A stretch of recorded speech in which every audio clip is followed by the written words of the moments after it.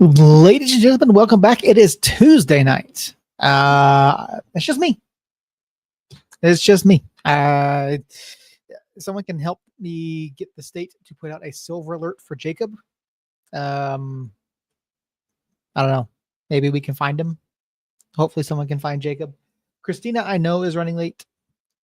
She has some parental things to take care of, so Christina will be along at some point. I have no idea where Jacob is. I assume Jacob is sitting down, fixing something, getting his mic going. I don't know. But with a lot of folks over in the chat already, you guys are awesome. Harry, Jane, Josh, Tulsa, Mario. We've got Mama Christina. We've got, did I say Justin? Nope, Justin's there. You guys are great. Harry can always join. Harry has the link. Yes, I'm going to try to vamp and buy a little bit of time here. Hopefully somebody will pop on. Guys, it's a bit of a mixed week for us. A bit of a mixed week for New Mexico United. Win on Wednesday, lost on Saturday, and we'll get to all of that. Before we do that, though, I do want to give a big thank you to all of you guys for being here each and every week. You guys are awesome. Our show has grown by leaps and bounds over the past, over this season, basically. And it's all thanks to you guys. So thank you guys for continuing to listen and like and share and all that fun stuff. We've got some things in the works to let you guys know that. I think we're going to have Jeremiah on at some point again in the not too distant future. I've also talked to Brucey. Brucey wants to come back on the show. We'll get Brucey on probably in a couple weeks, depending on timing and everything. But we are going to be getting Brucey on the show. And Jeremiah will be back as well at some point. But yes, we've got some things we're working on. Like I said, I talked to Brucey Wednesday night. Had a great conversation with him. Just caught up with him a little bit. So good to talk to him. Good to see him out at the pitch, moving around, talking with the guys, and hanging out after the match. So happy to have him on as soon as we can. But he's definitely looking forward to coming back on the show and talking to everyone. So if Blair Witch Project is done, are we ready? Keep going. Okay. Oh, you're good. Okay, perfect. All right, there he is. What's up? Hey, perfect timing. Is Harry, you good? There we go. Perfect. There we go. We got a full house tonight. Jacob and Harry are here now. Guys, it's Harry. How you been, Harry? We were looking for you a couple weeks ago. How are you doing? How's the rehab going? How are you feeling? Knee's good. Jacob's first half has arrived here, so the show can go on. Can't leave Seth to run the show by himself, especially wearing a Braves shirt. But R.I.P. to Robert Redford, one of the greatest sports movies ever, The Natural. If you haven't seen it, go watch it. It's a great movie, but R.I.P. He passed away today, unfortunately. Yeah. I saw that news this morning. That was saddening. Phenomenal actor, been in so many different roles. The Natural, obviously one of the great sports movies of all time. And along the same line, I saw a TikTok video today. They were trying to determine who the best sports actor was of all time. And in the video, they said it was name is now eluding me. Kevin Costner.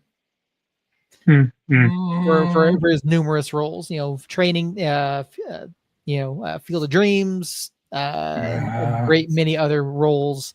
But Robert Redford was mentioned in the conversation. I don't know. I can see the argument for Costner. What about Tom Cruise?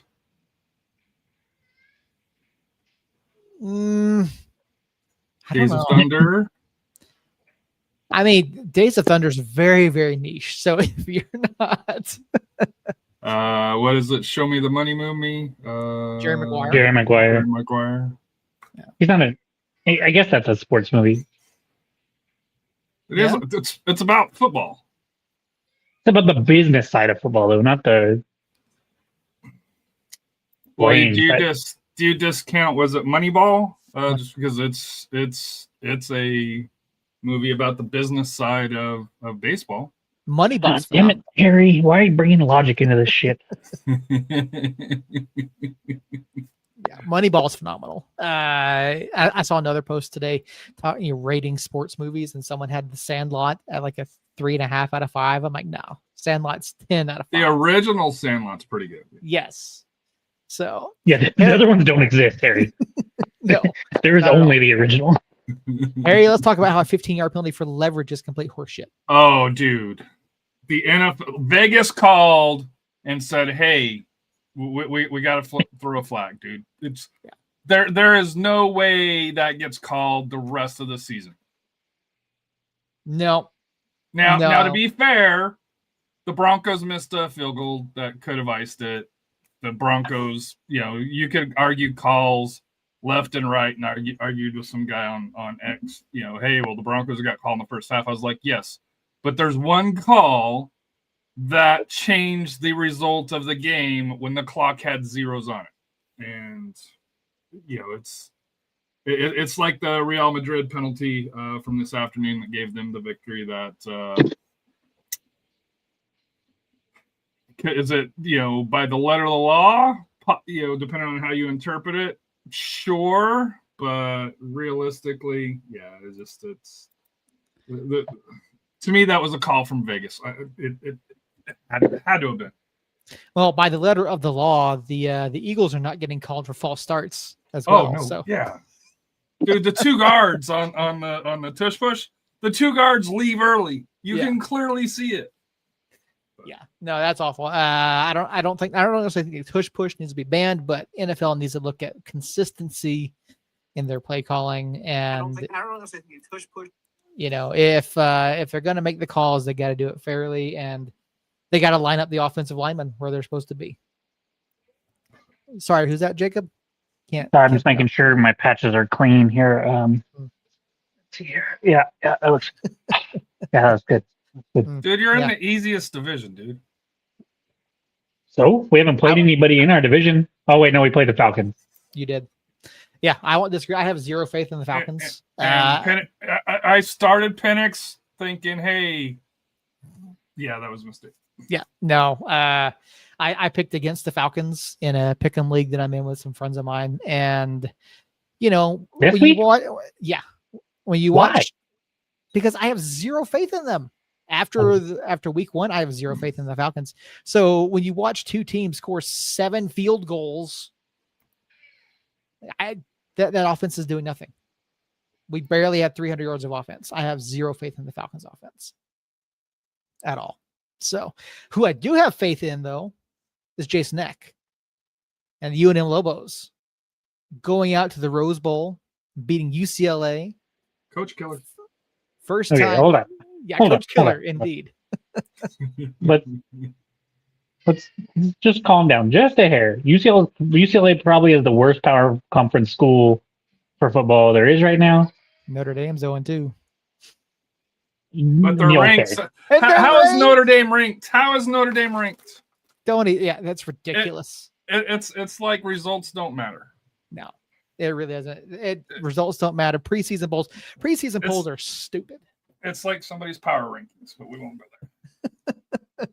Yeah. And yeah, I mean, UNM obviously killed off the UCLA, killed off their coach. UNM 2-1.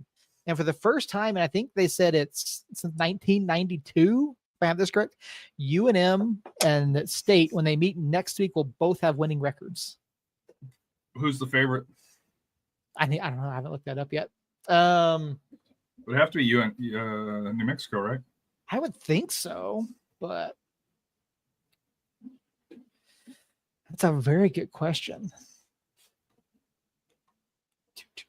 I don't know if betting's even open on that because they're both off this week. Well, yeah. So there may not even be a line on that yet. I'll have to look that up. But yeah, I have faith in Coach Eck. I have, UNM looks good. They really did. They played tough up in Michigan, lost that. Yes, it had come from behind against Idaho State, but they played solid ball. So I have a question here for you. Sure. And I want to start out right here. This is a San Antonio guy here. Alex Temekas, last Wednesday equaled the USL Regular championship season. regular season with 58 shutouts. Yes. And he doesn't get the next game to try to break it at home. Correct. How? I don't understand that. Why not reward the guy? And it's, no offense to Mario in the chat, or he said hopped in the chat here. I would have loved, I say this as a fan of the game. I would have loved to see the player be able to break the record at home, get the love from the fans. To me, and like I said here, all hats off to Alex, and probably one of the, I know we had Matt Cardoni with the beard, but Alex's haircut is well known in USL. That it is. So I spoke to some folks, and it sounds like it was just a rotation thing. But goalkeeper, you don't. I know this is your guys' show. I'm not going to sign. By all means, go for it. I just don't I don't understand it. It's from a marketing aspect. Mm-hmm. You have a guy going for a record, going against a team that, yes, they are getting late goals, but it's one where in New Mexico, you figure, hey, there was a shot for a shutout capability there. Mm-hmm. For that, because it was what I think Tulsa scored late 80th, 90th minute, somewhere along those lines. 90%. So it was late. I watched the game and I was like, Tulsa is not the normal Tulsa this year, as they're pulling out wins as opposed to giving away wins for this year, which is why they're in first place. But to me, I just don't understand it. For Timbacus, just from the marketing aspect, to be able to reward him being able to hopefully get the award at home, but number two, reward the fans of New Mexico United to be able to give him the proper standard. Now, I don't know if you guys are home this next week, and maybe that's why it didn't matter, but I don't know. It bothered me. No, we are back on the road for 2 more. What it looks like to me, Harry, is he is not our number one keeper. Well, obviously. And Wednesday was for rotational purposes. He just happened to get a shutout. But the plan going into Wednesday was not for him to play Saturday. And instead of changing that plan after a shutout on Wednesday, they stuck with the original plan. And I'm not saying Shakes doesn't, and I'm not here to say Shakes or Timbacus should be the starting goalkeeper. I just think if you're going for a record, and especially where the next two are on the road, give Alex the chance to do it at home. That's my point. I know you guys can decide who's the better goalkeeper. I have mine, but I don't watch them every day and follow New Mexico as close as you guys do. No, I don't disagree with you. And I made the comment the other day that if it's me, Shakes, you've got 2 clean sheets in 3 matches. I have a hard time taking Shakes out. But then to see Alex come in, get the record tying clean sheet, it's again. And I said the other day, I think if we see Alex, that we won't see Shakes again. Now, I was clearly wrong on that part, because I was not expecting it to be just a rotational thing. I was expecting it to, I firmly believe that Alex was still the number one. But now, despite everything that Coach has been saying, Coach saying, "Oh, it's an internal thing. We're just giving him a body of work. It's internal competition. Chris has been very good in training, all of which sounds great, and I get it, particularly if you're looking at moving away from Shakes in the offseason, right? Giving him a body of work, giving him some film that he can put out there that his agent can shop to other clubs. That's crazy. That's crazy. We're not doing that for Shakes to get film to send to other teams. We're doing it because we've talked about it already. Timbacus is either in his last year or his second to last year. But that's why you do it, though. That's why you do it. Why you do what? Keep him in there? Yeah, well, it's why you play him this last game. Now, going on, because there's what? How many games you guys got? 2, 4, 7 games left. We have 7 left. Yeah. And 4 of them are at home, including the last 3 for that here. But to me, you want a hot goalie going into the playoffs. So to me, this was the opportunity. It was set up for. It was a layup to start Alex, in my opinion. But back to the body. I think everything that coach is saying was saying earlier about Shakes and the body of work and this and that and the other is all spot on still. And it makes perfect sense to me because we need to figure out if he's going to be our goalie going forward after Tim Bacchus retires. Now, as for the Saturday game, I see your point, but I don't know if you noticed, Harry, the West is tighter than. Oh, I know. We were 8th, now we're 4th. We're tied with you guys. And so we have no business being in that place, right. But everybody else is sucking as well. Yeah. And so coach is going to put the team that he wants out there. He's not going to pander to the fans and the showman side of it. He's going to put the goalie out there that he wants out there. And it's obviously Shakes at this point. I personally think as somebody, I question the decision because if you're talking about playing rotation, then the 24th, when you guys go and visit the switchbacks, Alex should get the start there, right? If we're going to player rotation. It's not player rotation, though. Shakes is our number 1. Shakes is our keeper from now on, unless he cannot go for some reason, is the way I'm seeing it. It is not a 1A, 1B. It is a Shakes is number 1, Tim Bacchus is number 2. Tim Bacchus will play if we need him to, which for whatever reason we needed to on Wednesday. But it's not rotation anymore. You said it was for player rotation for him to start on against Detroit.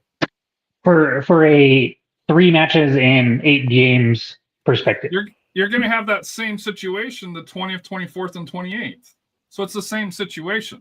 And as a goalkeeper, if you're in form, it's not like you're a forward or midfielder where you're doing a lot of minutes unless you're Richard Sanchez that's running way out of the box to for that here, but that's a whole separate discussion for that here. So to me, a lot of goalkeepers will do the 3 and 8 days, for that here, just because you're in form. Hopefully you're in form, but no, to me, sorry to derail the conversation, but no, you're good. I don't know if it was. I don't think it was player rotation, as in we had 3 and 8 days. I don't know what it was. Nobody really knows what it was. We won't know. It's not Tim Bacchus and Shakes are trading off for any particular reason. I think there was a reason Shakes couldn't play. I don't know what it was, but Shakes wasn't in there, so Tim Bacchus stepped up. I don't think unless there's a specific reason Shakes can't play, Shakes is our keeper.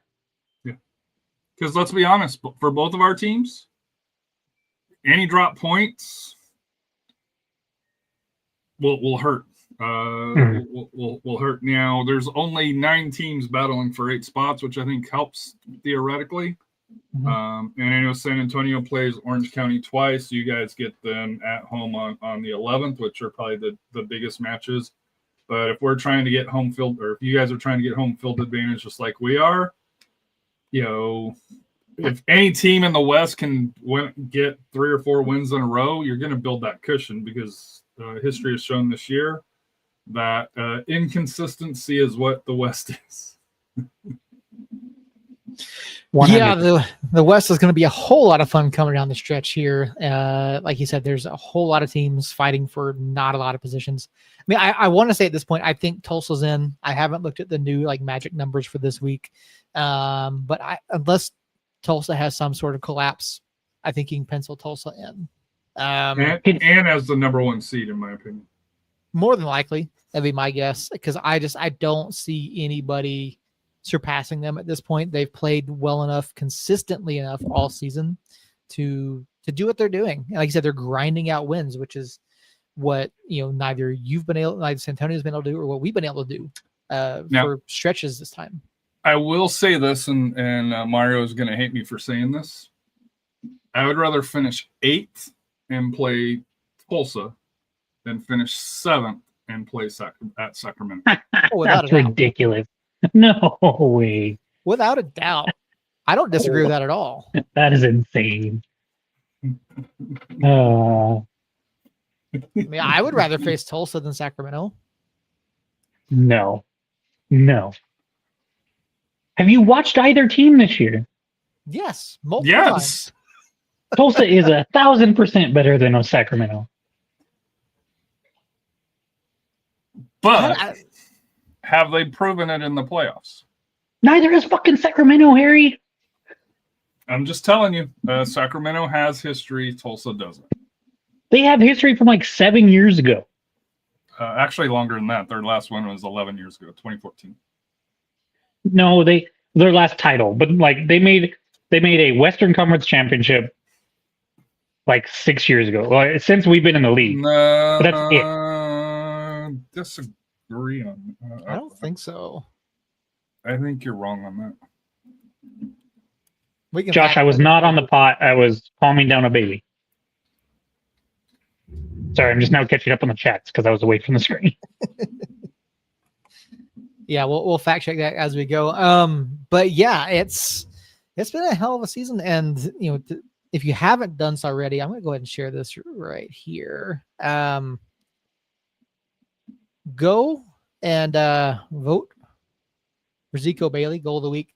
Vote early, vote often. There was some discussion as to how long this goal was, whether or not it was a club record or USL championship record. So more than I do want to say it is a club record.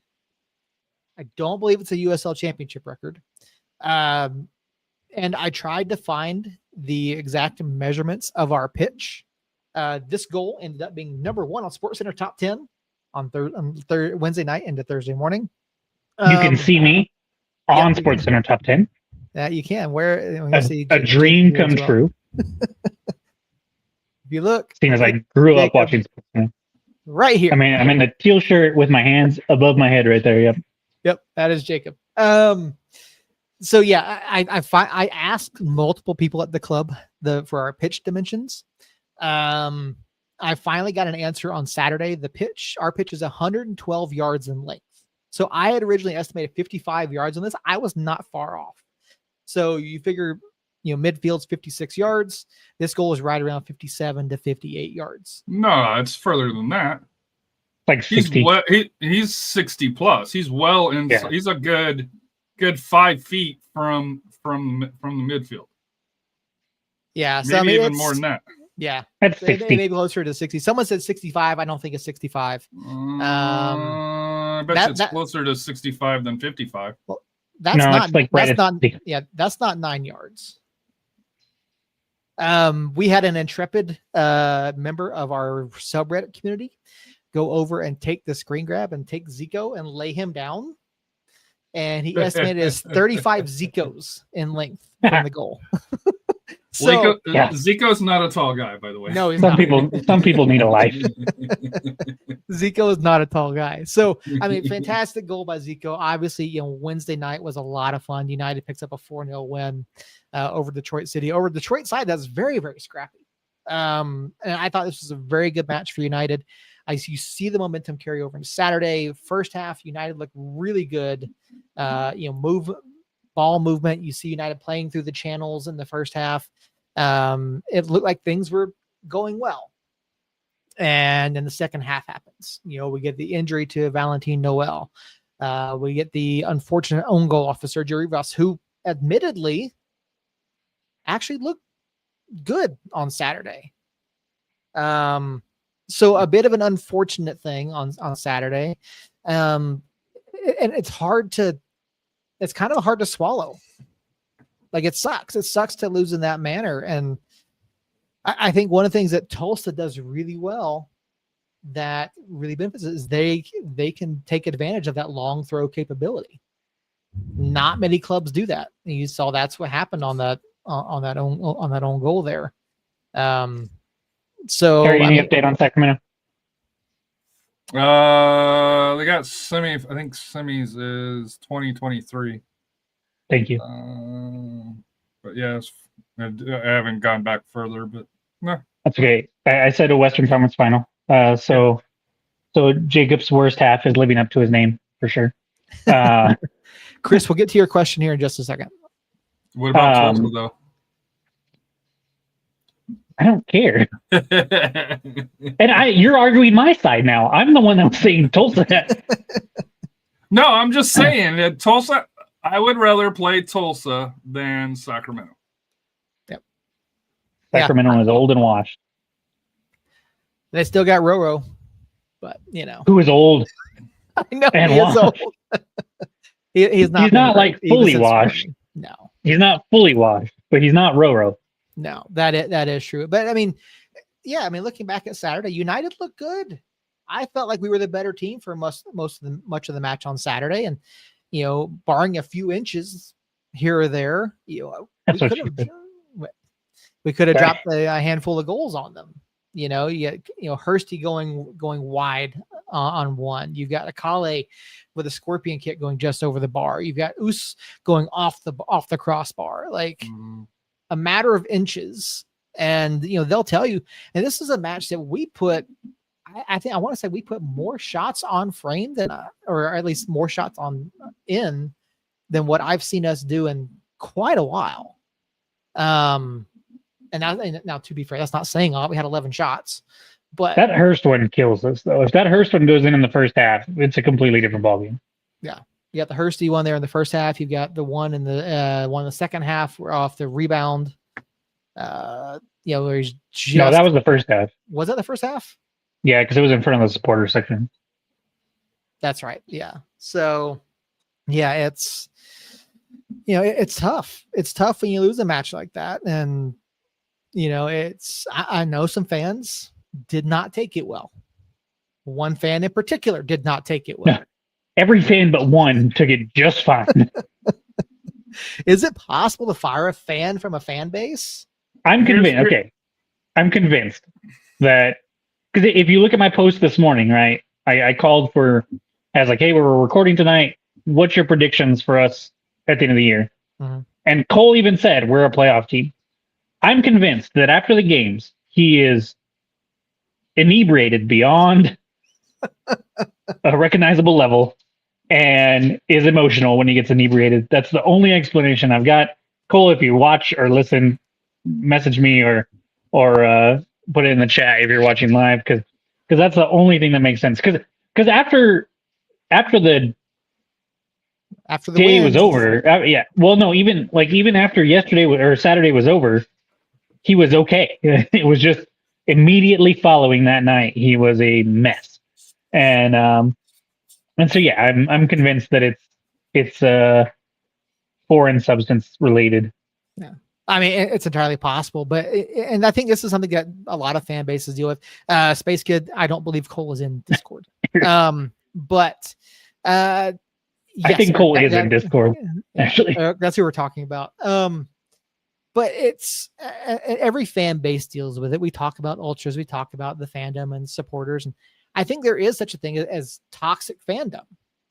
I mean, if you watch the reaction on Saturday night after that match, Cole created, was it 4 or 5 threads on Facebook? Yeah, like 4. Within like 30 minutes, all bashing coach, all bashing the club, demanding change, and demanding people stand up. And I know we've said things. If you're that unhappy as a supporter group, as a supporters group, you have the ability to make your voices heard, right? More so than any single individual. But he made 4 threads in under an hour, which after coming off of 2 wins, I think is completely unhinged. And I think it's a complete and total overreaction to a 1-0 loss at home in a match that we looked pretty good in.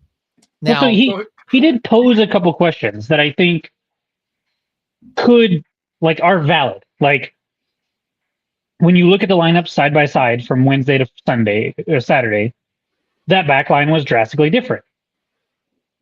I could see where you're upset by that. If you can't think logically and go, why is the reason for that? Because I can guarantee you the reason wasn't coach was like, all right, guys, I'm going to change the back line up altogether because I want chaos. No, Kip and Ryden are dealing with hamstring injuries. Ryden will probably be out a while. Keller seems to be like he might be on track to play next week, or he will be. He told me he will be back next week. Well, that's what he said, right? So we'll have to take that with a grain of salt, because all the players say that they'll be back sooner than they're going to be back. But he definitely seems like he will be back sooner than Ryden. And so if you think about that and go, okay, well, I did see Ryden limp off with an injury. Oh, and Kip did come out, which was weird because he hasn't come out at all since he started for us. So I wonder what's going on there. Then maybe that answers those questions. And then you just look at Shakes and Jabang were the only other two changes. And you go, okay, well, Jabang for Mogel, okay. That's not that big of a downgrade. If anything, it could even be an upgrade. And then Shakes is our number one, as we've talked about. So just use some critical thinking and you'll figure it out. That's why I think the alcohol is involved, because I know Cole can do some critical thinking. I just don't think he can on match nights after having a few. But yeah, guess what? We're going to see some more shakeups this week because Noel's probably not going to be there. Would be my guess. Yeah. So unfortunately, we don't have an update on Noel. I know a couple people asked. We don't have an update. There is a press conference scheduled for tomorrow. That's the regular weekly press conference. Some folks did say that he came back and was on crutches at the end of the night. But it looked to be a knee or an ankle issue, whatever the problem is. So yeah, maybe we'll get some sort of an update tomorrow. I don't have an official update. I was down on the field when it happened. I was there when he got carted off. I was on that end of the field. It definitely looks like an ankle. And I did see him on crutches, and he was putting the slightest amount of weight on that foot as he was coming off on crutches, going back to the locker room up the ramp. So somewhat positive signs, but you never know until he gets diagnosed and everything like that. So not great. Yeah, I wouldn't expect him for at least a week, maybe, potentially longer, depending on how significant the injury is. But I would not expect to see him at all this weekend. Correct. So probably a couple weekends. Yeah. Oh yeah. I mean, I'm just, on trying to be a little bit positive, because even though I predicted the loss on Saturday, you want to have some sort of. Why would you bring that up? I did predict it. I don't ever want it to happen, but it did, and not in the way that I thought. Hold on here. If you predict it, that tells me you want to have it. No, I don't want it to happen. Thank you, Harry. Thank you. No, I don't want it to happen. I just what I think you go a draw. If you think you're going to lose, you go a draw. Yes. Yes, Harry. Unbiased media opinion. Unbiased media opinion. Well, it's not unbiased media opinion. It's you wanting to be right more than you care about the team, damn it. That's where you're when you're on the. I think it's the 4-letter network. That's where you can kind of go there. On this podcast, the United Front podcast, you're not quote unquote media, the traditional media for that here. So, Josh did message me right after the match and said, I blame Seth. Seth made a Cole. I did not make a Cole prediction. I made an informed prediction based off of current form of both teams. And you should have been wrong. You should have been wrong. Tulsa Mario wants the Mega Million numbers. So, 4, 8, 16, 23, 42. There you go. I'll be right back. Yep, you do that. Let me be the ring. Let you be the ring bearer at the wedding. No. We have a ring bearer already picked out. So yeah, we've already got that. It's gonna be my nephew. So I was gonna say something, but I can't say the name. Yeah. So it is not going to be Earl, by the way. No, my sister is pregnant again. She just announced that I'm gonna have another nephew. So is it gonna be that nephew? No, it will be the older nephew because the younger one would only be 1. So I want to be your son. Because they'll be 15 and 11, 15 and 12. I mean, Space Kid wanted to be your. So Jacob, you're my best man. The boys are going to be standing, and since Harry's here, Harry, would you stand with me at the wedding as well? Where's it at? And he stand virtually. Huh? Pennsylvania. Depending on when it is, possibly, yeah. 2027. Space Kid. What part of Pennsylvania? Near Philly. Oh, I've never been there.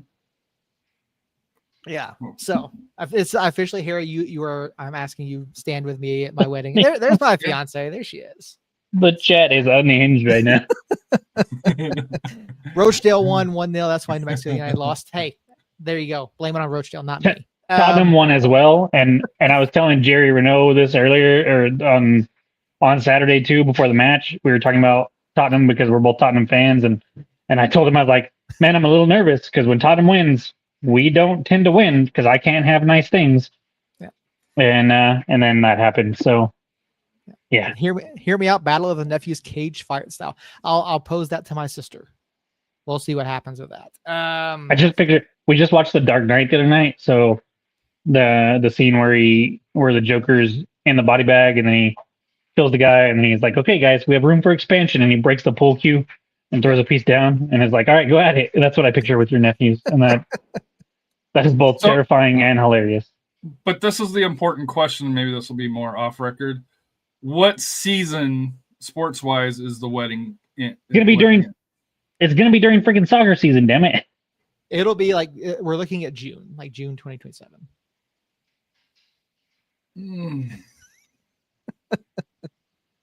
Trying to figure out any USL matches over in that area.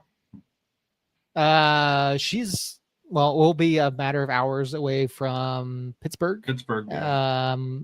Hartford, Rhode Island, Loudon. Oh, Rhode Island wouldn't be bad. Yeah, because we were up at Hartford. We drove up to Hartford 2 years ago.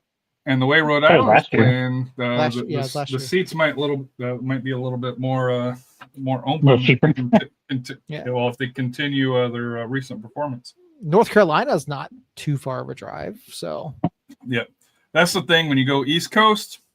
Yeah. Compared to like Texas, where it's 8 hours to get out. Or at least in San Antonio, it's really 8 hours to get it away from out of the state. So. That's what I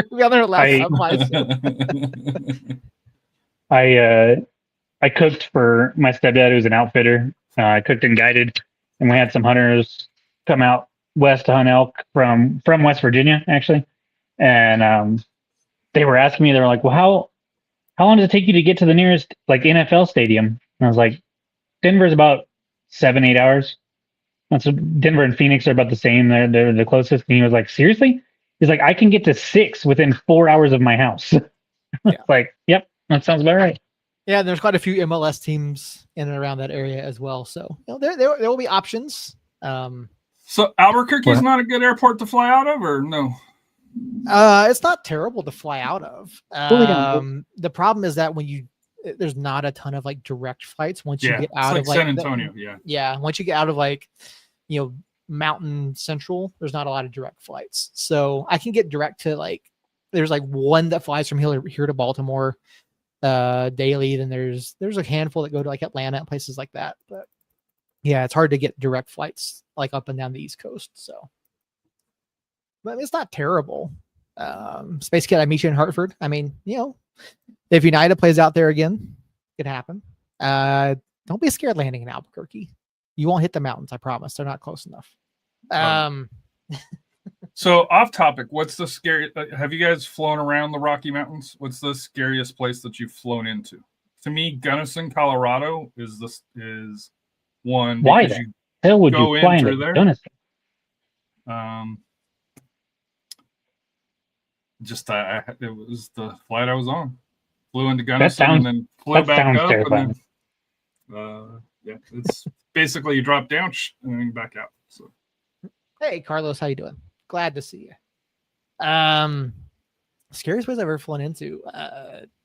I mean, it's very depending on flights. That's just individual flights, but actual airports. I think landing waterside at JFK is interesting, or the JFK LaGuardia. That's interesting there. I haven't landed there, but I know someone who flew into Macon, Georgia. That's wild. There is an airport there. It's literally a double wide, so not someplace I would recommend. Landing in Oregon, in Portland, at least when I landed there, we're parallel to the Columbia River. So if you're on the riverside looking out the window, it looks like you're landing in the river until like the very last second. And especially if it's dark and raining because of the shine. You're like, oh my gosh, we're all gonna die.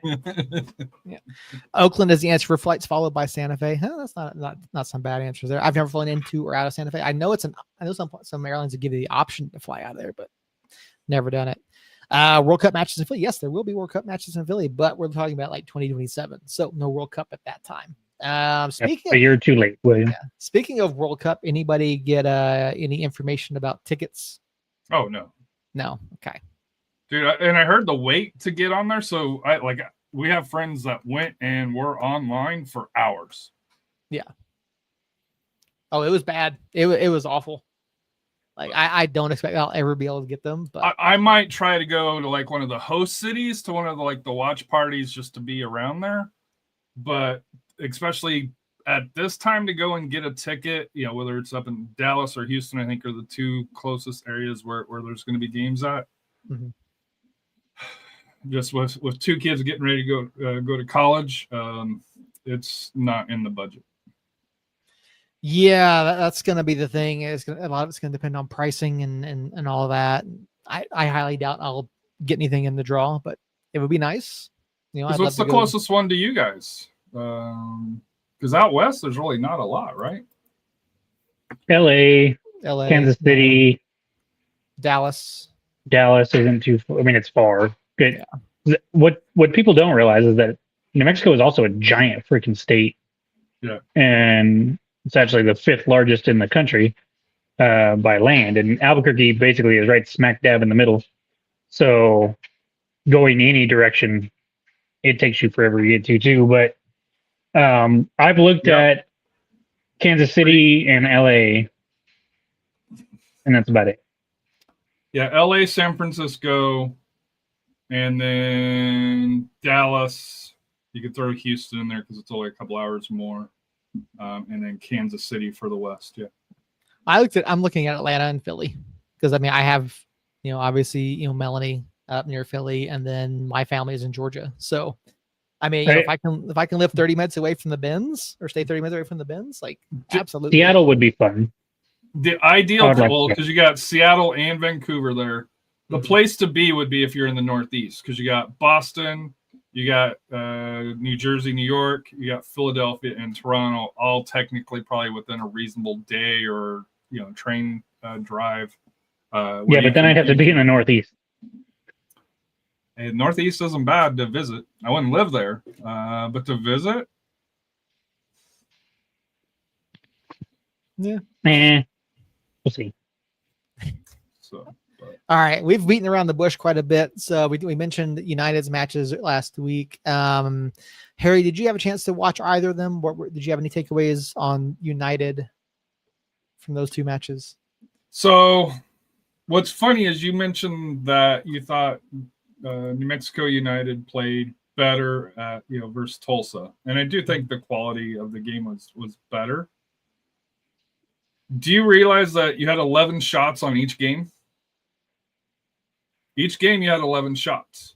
No, I think we played better against Detroit City. I think we were the better team in the Tulsa match. I don't think we played better against Tulsa than we did against Detroit. Okay, that's fair. But you only had one shot on target, and you had 4 shots on target against Detroit. Of course, obviously, you converted all of those goals. To me, it's the same issue, and this is kind of a San Antonio thing. It's finishing because you guys, it's if San Antonio or New Mexico can score defensively, outside of a one-off season, they're going to be competitive. It's just being able to put the ball into the net. And for me, that was the biggest frustration. Like, I thought the Tulsa match was a 0-0 draw. And it was looking like that all the way through until the unlucky own goal, which normally Tulsa is the one that gives those up. This year they're receiving the benefits of them. Just how the ball bounces and tough. As a San Antonio fan, it was like I guess Tulsa to get the win because it helps San Antonio stay close to New Mexico since we lost the tiebreakers to New Mexico since you guys swept us. What can you say that again? Here, I didn't hear you. Sorry. What was that? What'd you say? I didn't hear you, man. You're breaking up. I'm sorry. No, New Mexico owns San Antonio this year. For whatever reason, San Antonio cannot get past New Mexico. So San Antonio has not beaten New Mexico since 2023. I don't know about that, but I know we were up. I know the match in there, we got the red card and lost by 2. The Jaeger Cup. Oh no, that was this year. Last year we had a red card and we came back from a goal down and beat you guys in San Antonio. Jaeger Cup, we were up until until the ref said, "Hey, 10 minutes," and then you guys ended up winning in PKs. Although it didn't really matter, but you guys still ended up getting technically the victory. And then, of course, the discussion that we had on our show, the whose error it was. Which I know you guys have had that discussion on a defensive breakdown, on a goal on, was it Archimede goal? Yeah, Archimede. So who got past the defense, and then our goalkeeper got caught in no man's land, and he didn't start the next game. Richard Sanchez did. So I still think the keeper should have stayed home at least a little bit more.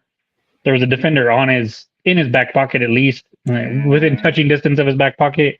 And I say this because in the first 10 matches of the season for New Mexico United, everybody was parking the bus, and our center backs did a fantastic job of forcing the attacker. They get one-on-one with an attacker, and they would do a really good job of forcing him wide, and then that keeper would shut down that angle. And so the defender didn't have to be right up on him.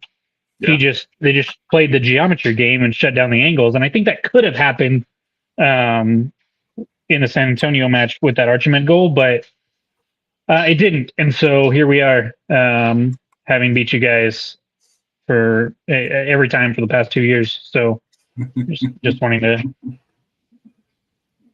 Yeah. So fact checking, San Antonio won both matches in 2023. That was the last time San Antonio beat United. Yeah, that was we don't talk about that season, remember? Yeah. That was the last time I was in New Mexico, actually. It was 2023. Yeah, what the hell? August 12th, 2023. Actually rented a house for that weekend, and I think there was 6 or 7 of us that went over there. Oh, there you go. Yeah, I mean, it's, obviously United needed some confidence, 2 wins in a row. And then, obviously there are positives to take away from the match on Saturday. Harry, you guys scored 6 goals on Saturday.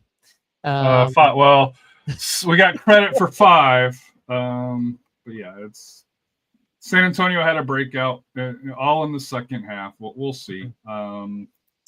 Is it full? I'm not gonna lie, I missed this apparently. If you go through and watch the second half, San Antonio scored 5 goals. And who'd y'all play? Oh no, that's right. It was the Loudon. I had money on freaking Loudon. That's why I blocked that in my memory. Yeah, I will say that red card helped you guys out a lot.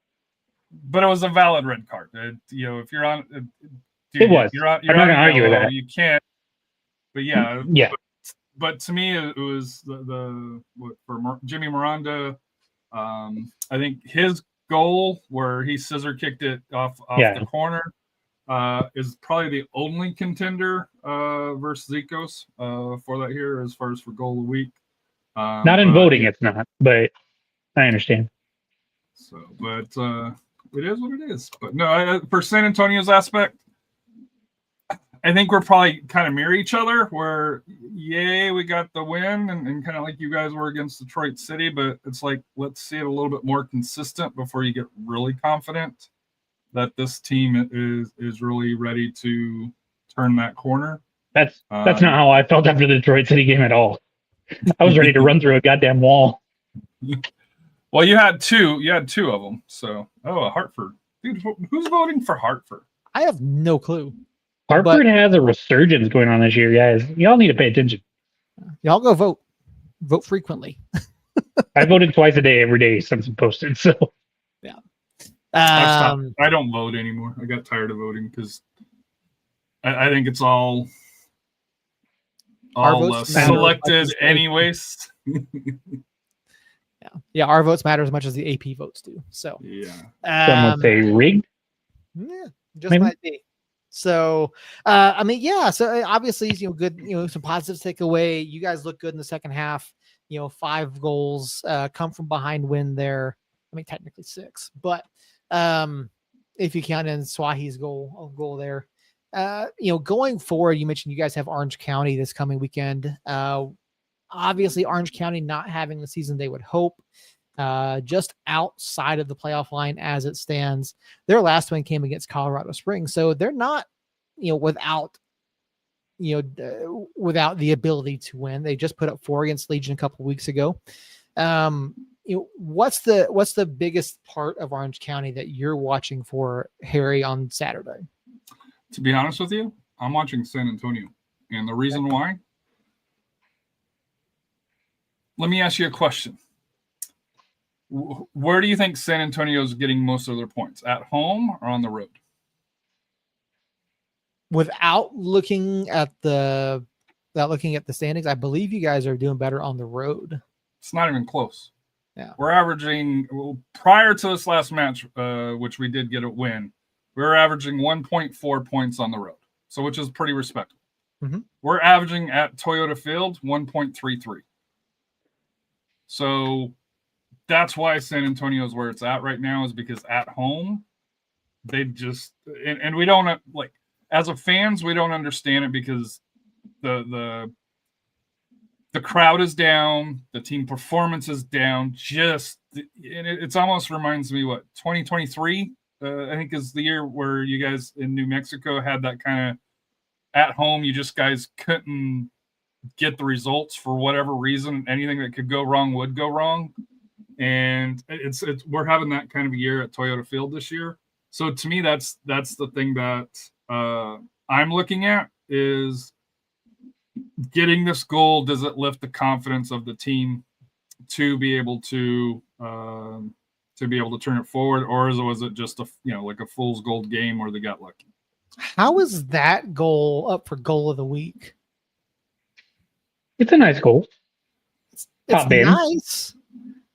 It's well, nice. How is it getting 30? Like this one, that's a banger, dude. Yeah, that's significantly better. How is that? How are those votes not flipped on that? And I mean, that one's fine. But yeah, I don't get it. I don't know why that Hartford goal is getting as many votes as it is. So no, it makes sense, and I understand the concern there. Like when you look at how our clubs are both doing, and I think it is a concern. Like when you're not getting your results at home, fan base does tend to drop off, and when you're performing better on the road is obviously what you want, because we've talked about over the years, how important home field advantage is, particularly in these leagues where you have teams who either draw or they don't, and it's completely different atmospheres.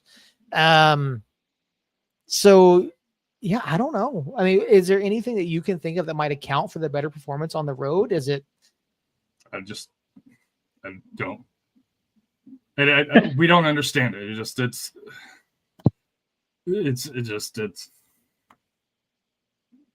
fair enough. To me, it's like you guys in 2023 when you guys would see the performance, and on the road doesn't match the performance at home, and yet the coach and the clubs are like, hey, no, the fans are doing this. The fans are are inspiring us, but yet the performance on the pitch doesn't show that. And I've never, I played high school sports. That's as far as I went. So, and, it was a real small town. So, to say, hey, playing in front of, 6,000, 9,000, 10,000 fans in New Mexico compared to playing 500 fans, in Loudon. Why is that a difference? I don't know. And I don't mean that as a disrespect to Loudon, just, just as a random number. Yeah, I was just looking at the math on ours. We have 17 points in 10 home matches and 16 points in 12 road matches. Yeah, I don't know. It's a weird thing too, because you talk to coaches and players, and they talk about how important it is for for clubs to be in front of their home fans and how much they draw from that energy, and something about being at home. It just makes it easier during their weeks to get rested and ready and all of that. But I don't know. Maybe there's an aspect of it to where there's more pressure at home. Maybe there's I don't say pressure, more distractions. There could be that as well. I think there's, because on the road you've got you're with your team, hotel, fly in Friday. I think is usually when most teams do fly in Friday, come back on Sunday morning, unless you're East Coast and you can come back to the West Coast late for that here. But yeah, to me it's I don't understand it, because it's historically it goes against what San Antonio does, just like the 2023 year. I remember you guys were having discussions on what's wrong, why can't we win at the Lab, and it just that wasn't just 2023 though. We really didn't fix that until last year. That had been a problem. Or maybe it was 2024. Maybe it was. I know it was 1 year. It was 23 that was the real bad year. But 22, 21, and 19 were all equally bad as far as our home performance. And I did chalk it up to pressure. And you could tell if it was a tight game. Like if we got out and jumped on them early, then it was easy. We kind of ran away with them most of the time, much like the Cinco de Mayo match against you in 2019 when we won 3-0. But if it was tight late for those first several seasons, it was like you could see the players tighten up. You could see them like play not to make a mistake instead of playing freely. And I think it was because they wanted to play good in front of the fans and they wanted to get the result in front of the fans. And so you would just see them like tense up. Like I could see it physically from even the press box, let alone down on the field. And so it was like that way until last year, basically. And last year, even the beginning of last year, we gave up a late goal to Orange County and a late goal to somebody else. I can't remember, earlier in the year. And then after that, we finally figured it out, and Quill had us playing really good ball at home. But yeah, it's been a bugaboo of ours for a while.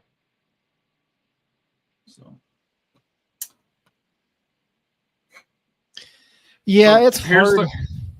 Here's the question for you guys. How confident are you guys to finish in the top 4?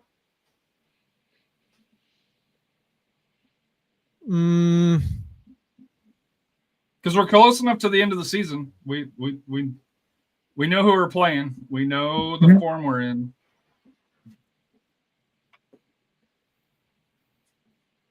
I'm like a 7.5 out of 10 that will host a playoff game. What it comes down to me is if the back line can continue to look like it did the last 2 matches, even if we're missing Kip and Ryden.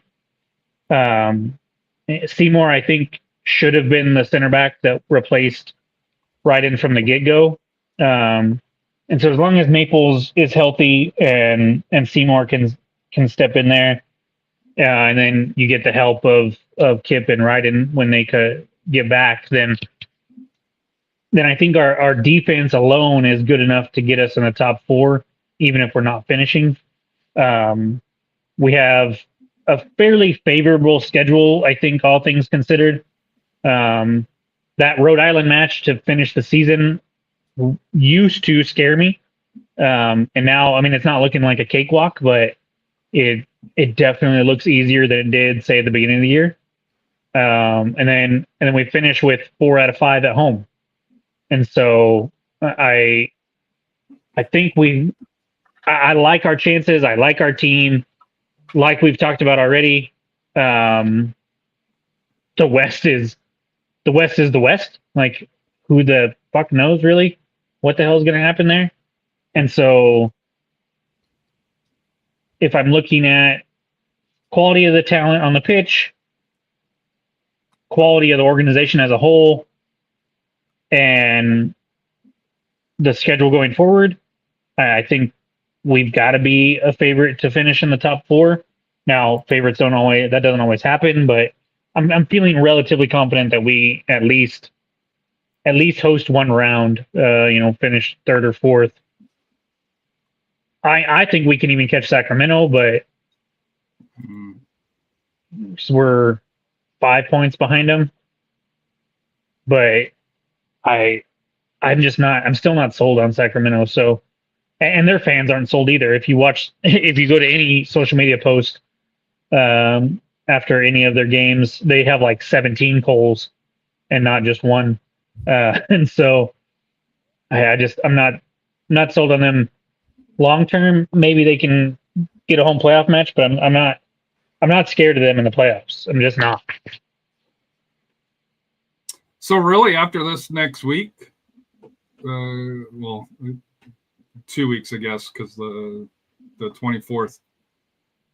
Really, you guys are home, and the only away match that you have is at Phoenix. So yeah. really no travel for you guys or anything along those lines. And really, after Monterey Bay, I mean, Colorado Springs is just right up the road, and then home Phoenix, home. And so, yeah. So I know I like the way our schedule shakes out. To me, like, you guys got Phoenix, we got Phoenix. You guys have Colorado Springs. We have Colorado Springs, both away. So that'll be tough. I'm just trying to think here. We have 2 against Orange County because of the Jägermeister Cup against Hartford. Got that one rescheduled, so that'll be the final week where we go to Phoenix, go to Orange County, and then host El Paso through there. But yeah, for San Antonio, they have 2 at home, and then the 4 of their last 5 are on the road. So we're the exact opposite of you guys. Yeah, and just for shits and giggles, I pulled up Sacramento's. They have Colorado Springs and Monterey Bay both on the road, and then they host Orange County. They have an additional game because they're in the USL Cup, and I hope Hartford beats the shit out of them. Dude, and then they play Hartford. Hartford winning the Jägermeister Cup. It'd be fun. Nobody then they play. No, not at all. Not at the beginning of the year. But then they play Hartford in the regular season as well in Hartford. So that'll be fun. And then they go to Lexington, they host Charleston, and then they host Miami to finish the season. And so I think there's room there. I'm not saying we're going to. I think there's some room there that we can make them. But it's like we talked about. I mean, the West is just ridiculously tight. And every match that we play, both Sacramento or San Antonio and New Mexico, is a 6-point match, aside from the very few Eastern Conference matches that we still have left. But I mean, it's going to be a Colorado Springs match for both of us. Who the hell knows? That could be a huge swing either way. Same with Lexington. Do you guys play Lexington? No, you guys don't have Lexington. El Paso, Orange County, and Tulsa. Yeah. So yeah, and Phoenix. So other than Birmingham, every match you play is going to be vital. Same with us. And so other than Rhode Island. And the Rhode Island one will be interesting because they may be fighting for a playoff spot for it here, where if you guys are comfortable 2nd, 3rd, or 4th, or wherever that you guys end up, that might be a match where you kind of do player rotation for that there. But yeah, for San Antonio, these two next against Orange County and Birmingham is going to decide a lot on how San Antonio looks going forward. Yeah. Yeah. The schedules. Sure. I mean, to predict the West right now is crazy. Outside of Tulsa, Tulsa's the only one that I think. I say Tulsa and Sacramento are kind of locked in. I know you mentioned 5 points, and with the home record, maybe you guys can turn it around. But like I said here, New Mexico just doesn't have the consistency since the start of the year. If they get back to that form, then yes. Because remember, both of us started the year looking great, and then the floor dropped, and we're both trying to pick the pieces back up right now. Yeah. Yeah, when you have a large drop off like that in the middle of the season, it's obviously hard. But again, year after year, the West just beats up on each other. And I mean, both of our clubs have some very what could be very winnable ends of the season. I mean, obviously, Colorado is always going to be a test, right? Phoenix is going to be a test, just because they're tough teams to play against. But yeah, I mean, I think to be comfortable, I think both clubs need in 7 matches. I think you need at least, I don't know, I would say at least 18. No way. That may be overshooting it a bit, but I think 18 points. If you want to be like comfortable, yeah. Like 18, I think would get us into second place, but I think if you get 11 or 12, you're going to finish in the top 4. Yeah, I was going to say 12. And so, I don't know. That's just unless teams get hot, which could happen. But Phoenix, if you look at it, looking at Pop Mob, they're quote unquote undefeated in their last 5, but it's 1 win and 4 draws. Mm-hmm. Mm-hmm. So they're not, and obviously San Antonio's first win since July 12th for that here. But you look at Orange County, they're winless in the last 4. Switchbacks, 2 losses, 2 wins and a draw. Lexington, 2 wins, 1 loss, win, draw. El Paso, 2 draws, a win, 2 losses. New Mexico, 2-2-1. There's nobody in the West that's consistent, and it's been this way for a while. Other than Tulsa, and sorry, Mario, but if you really look at Tulsa's wins, a lot of them are last second, late winners, and all credit to them because there's been plenty of years where they've gave up those goals. So this year they're reaping the benefits of it. But just compared to the East, where hey, it's going to be Louisville and Charleston, the West, like, if you make the 8, you have just as good a shot to make it to the championship as anybody, and gets that wide open. Where I think the East it's Louisville and Charleston, and I really don't even think there's a discussion on anybody else. Now watch they get upset, but I think. I wouldn't be shocked if neither of those 2 teams actually make the finals. I would. They should, but neither of them have really proven themselves in the playoffs, in my opinion, consistently. Lou City's made the Eastern Conference final. I don't know how many years in a row until last year, but Charleston's back to back, right? Yeah, they did. But I'm just saying, I've yet to really see a season in the USL where the best teams perform the best in the playoffs. You have to go back to the 2022 San Antonio FC. That's the last time it's really happened, where the Supporter Shield winner rolled through the playoffs as well. So it's the only time it's happened. But no. To me, Louisville, Charleston, I think one of those 2 teams is a lock to come out of the West, out of the East. Because Loudoun, even though they brought in some talent, North Carolina always underachieves. Hartford, Detroit City, Pittsburgh, Rhode Island, Indy. Even if you want to throw only Birmingham's 9 points out, so I don't think that they're in. So, yeah, to me, it's the depth of the West is what makes it so tight, which I think is what will make the championship maybe a little bit more interesting, because you guys drew Louisville. Lou City and Louisville. So, and let's be honest, the game will most likely be in the East for that here, unless it's Tulsa. I think Tulsa is really the only one that's in position, if it's not one of those two teams, to be able to do it. So, yeah. So, but no, to me, like I said here, the West, if you can make the 8, home or away, I don't think it'll be a lot of pick'em games. I have a prediction already. I wouldn't bet for the playoffs. Seth's wedding budget. I have a prediction for the playoffs already. What's that? Yes, Tulsa is. Hold on. Is last year? Like, they are following a very, very similar model. Gutty performances, getting the results, kind of out of nowhere.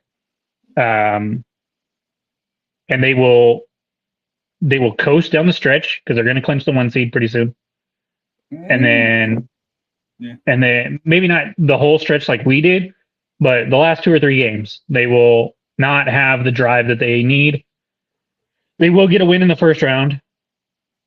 And then I disagree. I don't think they do. I think they get a win in the first round. It's not going to be pretty, much like ours wasn't pretty. But I think they get a win in the first round. And then the second round, somebody goes in there and upsets them, just like happened to us last year. Mark it down. Bet on it. I think there's a way you could parlay that. There's nobody in the East that, or in the West, that is like, oh my gosh. Yes, I think that's going to be the case. They just, as they're playing right now, there is 6-7 games left. So if a team gets hot, that'll change the dynamic. But yeah, but if a team gets hot, they're not going to be the 8 seed. That's true. So whoever the 8 seed is probably going to be one of the 9 teams that are in the, one of the 7 teams. I don't think Sacramento will slide that far. So it's New Mexico to Orange, between New Mexico and Orange County. Whoever gets in the 8 seed is not going to be having a great run of form. It's just physically impossible for that to be the case, unless it's Oakland, Vegas, or Monterey Bay come flying out of nowhere to finish hot and still the 8 seed. And I just don't see that happening. No. So it's going to be one of the teams that's either in a playoff spot or Orange County, and they're not. Whoever gets 8 seed is going to be the team that falters down the stretch and not succeeds down the stretch. And that's why I'm not particularly worried. Even if Tulsa kind of struggles down the stretch because they don't have anything to play for. That was the case with us. And it didn't look pretty, but we got the win and we moved on.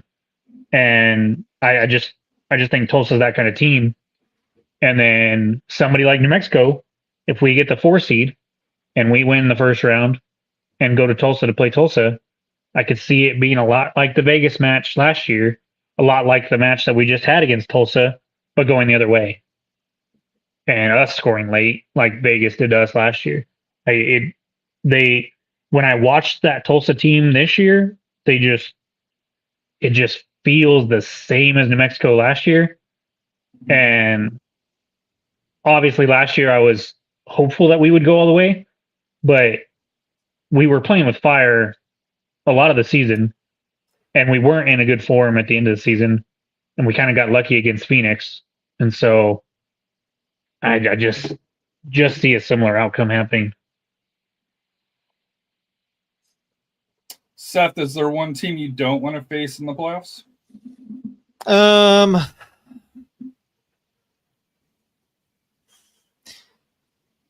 Honestly, like, I would not want to face Lexington. I would not want to face Lexington. I would rather not see Sacramento. I'd also like. I don't want to see El Paso simply because I'm tired of seeing El Paso, just in general. But no, in terms of like on the pitch, like I don't want to see Lexington. I think more than anyone, I think Lexington is one of those teams where you just don't really know what you're gonna get. Like they can beat anybody on any given day, and I think that I think they're massively over. I think they're overperforming from where they theoretically should be. So, I think they're ones I just don't want to see. Who do you know is here?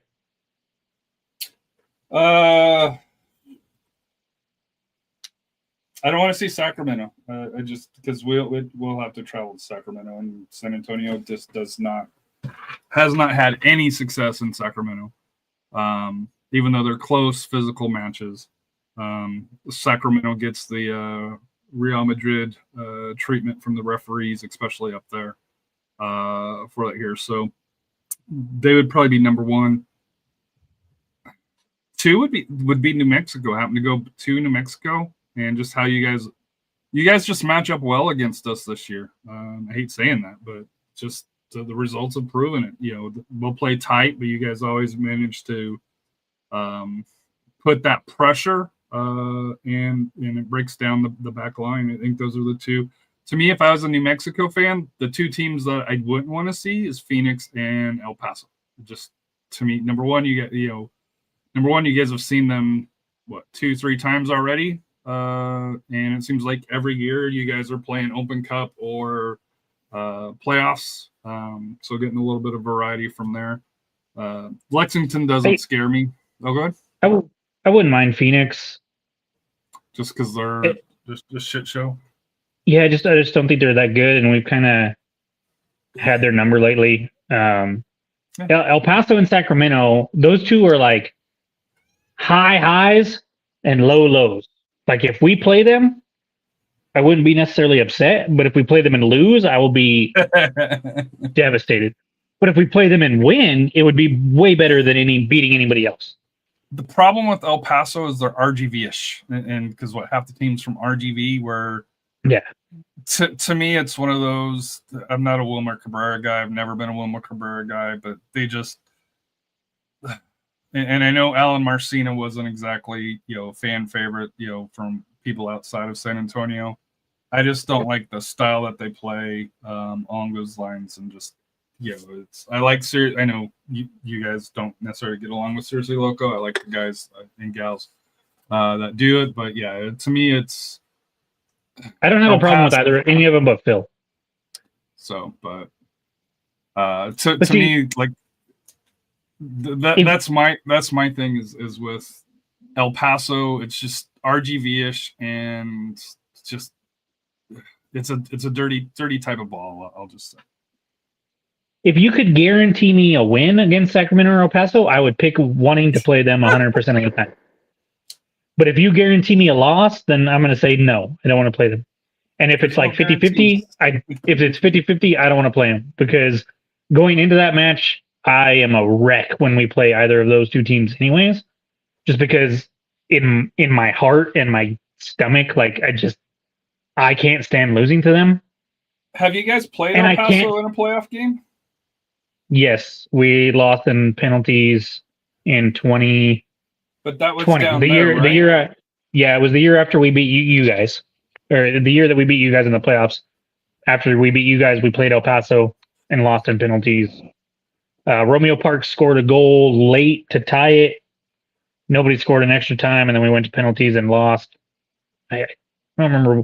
I feel like it wasn't super close in penalties. Yeah.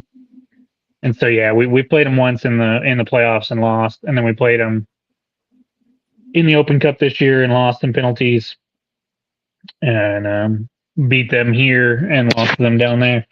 And so like it's not that I don't like our chances against El Paso. My heart just can't take the lead up into that game and watching the 90 minutes. Like that's a game that I will have to be like, okay, I'm going to be busy during that time because I will die if I watch a game and it's close. And it's not as bad with Sacramento, but Sacramento's on that same kind of level of like, I don't want to lose to these damn people again. But out of those two, I don't think I want to play you guys, Harry. I don't like the fact that we've played each other 3 times and have drawn once, and then had to come back the last 2. Like I just don't like if we'd have kicked the crap out of you guys the first 2 matches and drawn in the Jägermeister Cup, fine, maybe I'd feel more comfortable. But the fact that we've had to come back from down 2 goals in one of them, or in the Open Cup, and then I don't want to deal with that, and I don't think our luck will continue.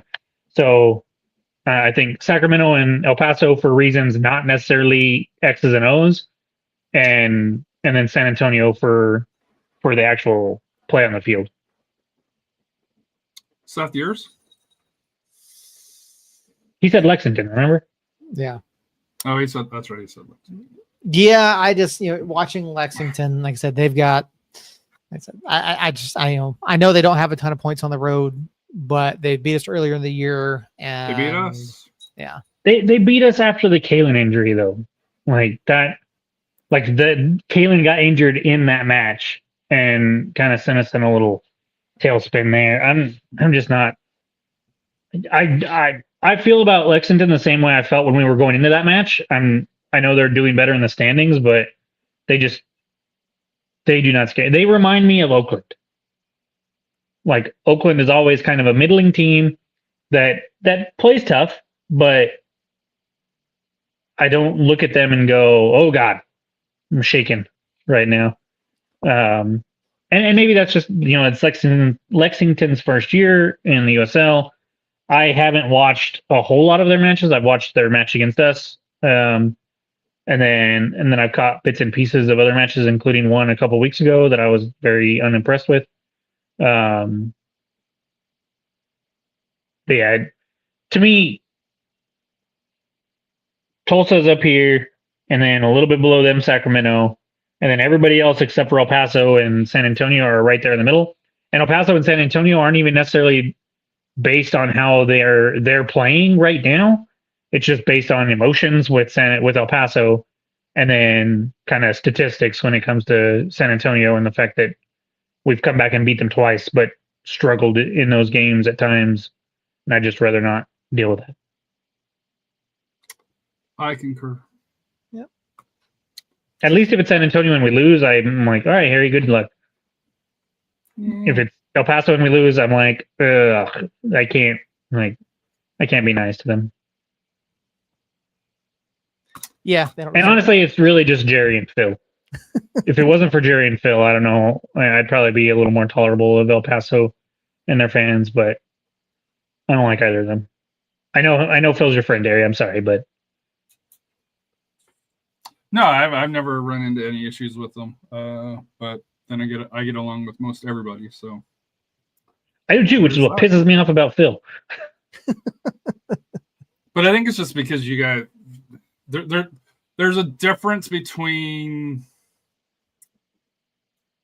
San Antonio and New Mexico where it's a healthy respect than El Paso and New Mexico where it's just where you guys just don't like each other. And I think Phoenix is kind of on that same level. But see, even with Phoenix, like Vagina Plaster, I can talk to him. I've had conversations with him. And like have had like common ground there at times and go back and forth with them jokingly. I think that's what bothers me about Phil is he acts like we don't exist. And it's like, come on, man. Like we could have something cool here being one of the biggest rivalries in USL, and you decide to just basically ignore us. Or when he doesn't ignore us, he like yells at me on Twitter, and I find it funny. Yeah. All right. Well, I'm going to head out soon, so it's late. Yep, it's about that time. Harry, do you guys win this weekend? Check with me Saturday night this time. Do we win next weekend, Harry? Do you guys? Yeah. Who are you guys playing? Monterey. Listen. Oh, Monterey. Yes. Yeah. But it's at Monterey. Yeah, but still, it's Monterey. Monterey has all kinds of issues. The problem is, and this goes for San Antonio against teams that you would think that they should get the points. They either draw or give up a goal that costs them a game. But Monterey Bay, like I said, I think you guys get the win and hopefully comfortable for you guys. For San Antonio, they got to get the win. Because if you drop those 3 points to Orange County, number one, it puts Orange County back in the mix. Where if you get that win, even though you got to go to Orange County the last week of the season, that puts them behind, and it's truly a 6-point game for there. So I would like to say San Antonio wins, but are you guys at home? Yeah, that's why if we were on road, I'd feel more comfortable, which is the crazy thing to say. But at home, recent performance, I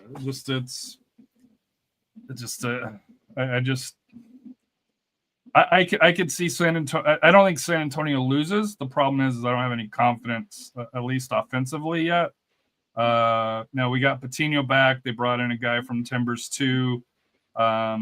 So they're revamped the offense, where I think it'll be a lot more challenging. But like I said here, until I see it, until I experience it, it's hard to have much confidence.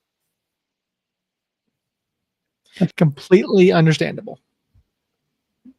So, all right, guys, any closing thoughts before we get out of here? So my closing thoughts is earlier this week, I think it was National Suicide Day or Suicide Prevention Day, and I promoted it on our show.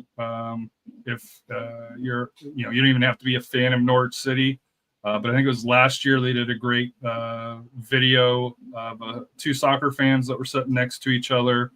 The person that you think has the problems ended up not being the one with the problems. So I know I said this on our show. If you need to talk with anybody from our show, and I'm assuming the same goes with your show here, and for that here, if you just need somebody to listen, reach out, because like I said here in this soccer community, that whether it's New Mexico or San Antonio, whether it's El Paso, whether it's Phoenix, 90 minutes we'll give each other crap, but outside of that, if you need somebody to listen to, anybody, at least with our two shows, we'll definitely do it. And I know throughout, anybody that does a podcast on here, typically we'll take the time to sit down with you. So just with that, check out that video. I think it's 3 minutes. You can get it on X or any of the main social media feeds, but it's one of the best and I hate saying promotion, but it is a promotional video for suicide prevention, especially soccer related. That it works the emotions. I'll just say in regards to it. So, but that's my final thought is just with the mental health and stuff, with the craziness that's going on. Just make sure you're taking care of yourself, or find somebody that'll listen to you. Yeah. Yeah, we've certainly mentioned it on the show in the past. We are here. We're not therapists, but we can listen. We can be a friend. We can we can meet somebody. We can talk online, whatever the case is. But yeah, just talk. Harry, I know you watch wrestling some. I know, AJ Lee is back. She was very vocal in her return about her mental struggles and why she stepped away from wrestling. And that was something that she mentioned as well. So, therapy. The whole crowd was chanting therapy, the entire, which was awesome. That was cool. The crowd was chanting therapy. But yeah, it's it is serious. And I know people that have either dealt with it themselves or had family members who dealt with it. And it doesn't matter. You can be a multimillionaire. You can have a minimum wage job. You can have full life, full family, full of friends, and still be feeling that way. But yeah, don't be afraid to seek help. Even if it's just reaching out to talk to somebody. So yeah, great shout, Harry. Jacob, get us out of here. Let's do it. All right. I had something similar along the mental health lines. get the fuck off social media. Harry, I'm looking at you too. Just I'm not spend on as there as little. much as I used to be. Yeah, that's true. You're still on there too much. I have found if you go private that there's because I went private for a couple times and then I was going to respond to some stupid tweets and then I'm like, they're not going to see the tweet. Why am I even doing this? So it just take a break from the 24-hour news, take a break from social media, and go outside, walk around, especially if you're in Albuquerque. Go up to the mountains. Here in San Antonio, there's no mountains, sorry, but it's cool enough here, at least, and I'm assuming it's probably for you guys as well. It's fallish in the area where maybe going out midday, not good, but usually in the evenings it's nice with the breeze and for that here. So go out, walk around the neighborhood, just be part. But yeah, take a break from social media.